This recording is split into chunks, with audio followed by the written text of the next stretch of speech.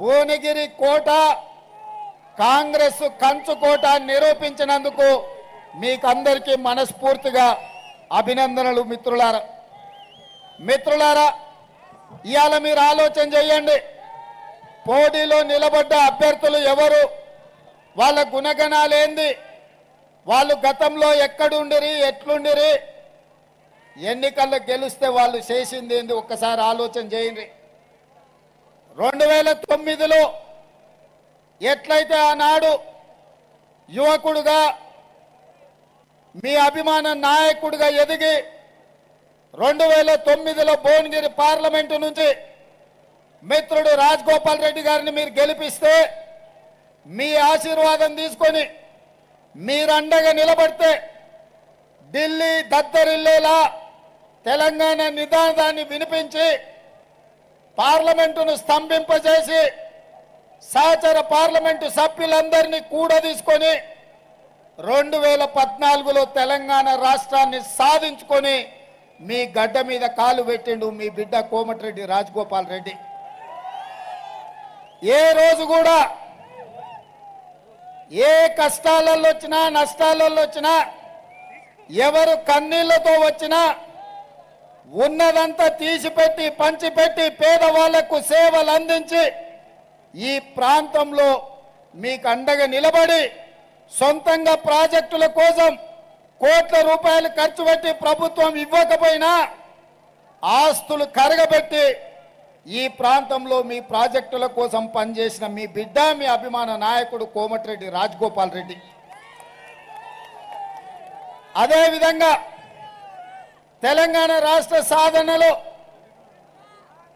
పదవులు పిల్లలు ప్రాణాలు పోతుంటే తెలంగాణ ప్రజలు పదవులు త్యాగం చేయాలని కోరుకుంటే కల్వకుంట్ల చంద్రశేఖరరావు గారు రాజీనామాల డ్రామాల మీద ఎలక్షన్ సెలక్షన్ కలెక్షన్ అని ఉప ఎన్నికలు తీసుకొచ్చి ప్రతిసారి ఎన్నికల బరిలో దిగి హైదరాబాద్లో ఉండే ఆంధ్రోలను బెదిరించి కోట్ల రూపాయలు మెక్కి అడవి పందిలాక టీఆర్ఎస్ వాళ్ళు బలిచిండ్రు.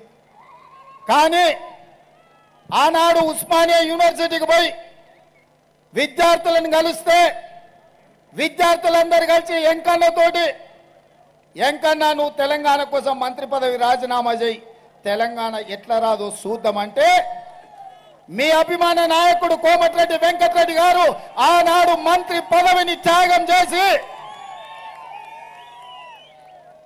నల్గొండ గడ్డ మీద ఆమరణ నిరాహార దీక్ష చేసి చావు నోట్లో తలకాయ పెట్టి తన ప్రభుత్వమైన తన అధిష్టానాన్ని కూడా తెలంగాణ కోసం ఎదిరించి నిలబడి తెలంగాణ రాష్ట్రాన్ని సాధించిండు. ఆయల్ల ఎంకన్నా చెప్పిండు మళ్ళీ తెలంగాణ రాష్ట్రంలోనే ఏదైనా పదవి తీసుకుంటా ఉమ్మడి రాష్ట్రంలో సమైక్య పాలనలో నాకు మంత్రి పదవి వద్దు అని ఆనాడు కొండా లక్ష్మణ్ బాబూజీ ఎట్లా త్యాగం చేసిండో ఈనాడు కోమటిరెడ్డి వెంకటరెడ్డి మంత్రి పదవికి రాజీనామా చేసి మీ నల్లగొండ పౌరుషాన్ని మీ పోరాట పటిమను కోమటిరెడ్డి వెంకటరెడ్డి గారు ఇవాళ నిరూపించారు. వాడెవడో సన్నాసి భూమికి మూరేడు లేడు ఎంకన్నా మస్క కొడుతుండు మంత్రి పదవి కోసం రాజగోపాల్ మస్క కొడుతుండు అంటారు. ఆ సన్నాసికి ఒక్క మాట చెప్పదలుచుకున్నా నేను. దొరగారి గడిలో సారాలో సోడా పోసి కాదు వాళ్ళు వచ్చింది. కోమటిరెడ్డి బ్రదర్స్ రక్తాన్ని చెమటగా మార్చి భుజాలు కాయలు కాసేలా 3 రంగుల జెండాను మోసి నాయకులుగా ఎదిగినరు. నల్గొండ సమస్యల మీద కొట్లాడి అధిష్టాన్ని ఒప్పించి మెప్పించి ఇవాళ వాళ్ళు ఈ బాధ్యతలో ఉన్నారు. వాస్తవంగా నాతో పాటు ఎవరైనా ముఖ్యమంత్రి పదవికి అర్హత ఉందంటే అది కోమటిరెడ్డి వెంకటరెడ్డి గారికి అని చెప్పి నేను మనస్ఫూర్తిగా చెప్తున్నా. ప్రత్యేకమైన సందర్భంలో పార్టీ నిర్ణయంతో నాకు ముఖ్యమంత్రి పదవి ఇచ్చిండ్రు. ఈ పదవిని నేను బాధ్యతగా చూసిన తప్ప అహంకారంతో ఈ కుర్చీలో నేను ఏ రోజు కూడా ఒక్క నిమిషం ఒక్క గంట కూడా కూర్చోలే. ఈ బాధ్యతతోటి రోజుకు 18 గంటలు పనిచేసి పేదవాడి సంక్షేమం కోసం, పేదవాడి అభివృద్ధి కోసం తెలంగాణను ప్రపంచంలో అభివృద్ధి చెందిన రాష్ట్రంగా నిలబెట్టడం కోసం అహర్నిశలు కృషి చేస్తున్న మిత్రులారా, 60 ఏళ్ల ఆకాంక్ష, 1200 మంది విద్యార్థుల బలిదానంతో వచ్చిన తెలంగాణ 10 సంవత్సరాలు కేసీఆర్ గడిలో బందీ అయి తెలంగాణ తల్లి కన్నీళ్లు పెడుతుంటే మళ్ళీ కాంగ్రెస్ పార్టీ కార్యకర్తలు నడుం బిగించి తెలంగాణ తల్లికి విముక్తి కలిగించిండ్రు. ఆ సమస్యల్ని పరిష్కరించాలి అని ఇవాళ నేను బయలుదేరిన. మిత్రులారా, నా ఇంటికి వచ్చిన వాళ్ళ ఈ స్థానిక మున్సిపల్ చైర్మన్ కావచ్చు, జిల్లా పార్టీ అధ్యక్షుడు కావచ్చు, చాలా మంది కార్యకర్తలు మీ యాదగిరిగుట్ట ఎంపీపీ కావచ్చు, ఎంపీటీసీలు కావచ్చు, సర్పంచులు కావచ్చు, జడ్పీటీసీలు కావచ్చు, ముఖ్యమంత్రి కాకంటే ముందు మీరెట్లా బాజాప్తా నా ఇంట్లోకి వచ్చి కలిసిపోయినరో ముఖ్యమంత్రి అయినాక కూడా అట్లనే వచ్చి కలిసినరా లేదా మిత్రులారా? రోజు ఉదయం 1000 నుంచి 1500 మందిని కలిసి వాళ్ళు చెప్పేది విని వాళ్ళ సమస్యల్ని ప్రభుత్వం పరిష్కరించగలిగిన దిశగా ఈరోజు మన ప్రభుత్వంలో ప్రజాపాలన జరుగుతుంది. మిత్రులారా, ప్రగతి భవన్ ప్రజల సొమ్ముతో కట్టింది.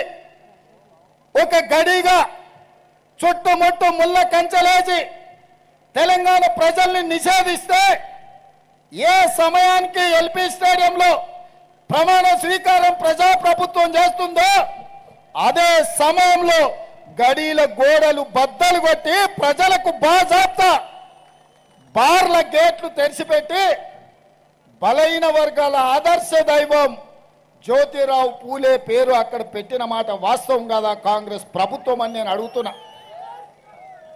నేను ఇవాళ అడుగుతున్నా, ఆనాడు అవసరం ఉన్నప్పుడల్లా మా కమ్యూనిస్టు సోదరులని అడుక్కొని కడుపులో తలకాయ పెట్టి కాళ్ళకు దండం పెట్టి కార్యం ఎల్లదీసుకొని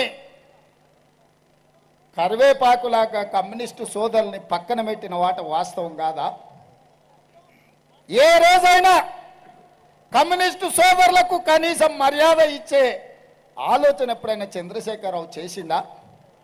ఇవాళ మనం సిపిఎం కావచ్చు, సిపిఐ కావచ్చు, కోదండరాం గారు కావచ్చు, పార్టీ తరఫున ఢిల్లీ నాయకులు ఇక్కడ ఉప ముఖ్యమంత్రి గారు వాళ్ళ కార్యాలయానికి వెళ్ళి ఇండియా కూటమి ఈరోజు కలిసి ఉండాలి, నరేంద్ర మోడీ ప్రభుత్వం నడుము విరగొట్టాలి అని చెప్పి గౌరవప్రదంగా వాళ్ళతోని సంప్రదించి ఇవాళ వాళ్ళ మద్దతు కూడగొట్టిన మాట వాస్తవం కాదా? ఒకవేళ ఏదైనా విషయాలలో వాళ్ళతోని భిన్నాభిప్రాయాలు ఉన్నా ఏ రోజు కూడా కమ్యూనిస్టు సోదరులను అవమానించే విధంగా, కించపరిచే విధంగా కాంగ్రెస్ ఎప్పుడన్నా అట్లాంటి వ్యవహారం చేసిందా? ఈరోజు